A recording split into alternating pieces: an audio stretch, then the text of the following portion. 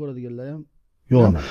Xalq ikkiga bo'linib qoldi, sizlarning mojarolardan kelib chiqib, ya'ni Botir Qodirov va Shohjahon Jo'rayev mavzusi tugadimi, to'xtadimi, hal bo'ldimi? Bu savolni berishga majburman men. Hozir men beradigan javob kesilmaydimi? Boshida biz ogohlantirgan videomiz ham turadi mana shu video ichida. Xo'p, bo'lmasam akam maydalashib o'tirmaydi.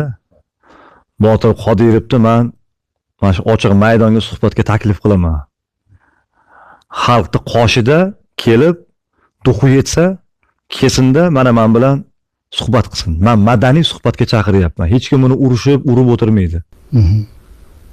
Agar sizlar ruxsat bersanglar, mana shu sizlarni ko'rsatuvlarda, intervyuda kelsin. Mana men bilan ochiq, xalqqa ochiq holatda suhbat qilamiz. Menga shu yonimda ko'zimga qarab javob bersin meni qo'limdagi dalillarga. Kim haq, kim nohaqligini men ochib beradigan dalillarim juda ham ko'p.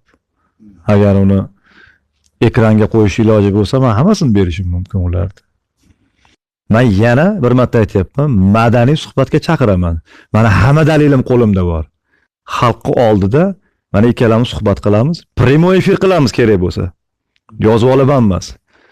Prямой efir qilamiz, kesmasdan shunday xalq oldida javob beramiz. Bu javobda menga bitta narsa ma'qul keldi. Menimcha tomoshabinlarimiz izohda yozib qoldirishadi. Botir Qodirov tashrif buyurib, madaniy suhbat bo'lganligi uchun biz jamoamiz bilan qarshiligimiz yo'q. Marhamat.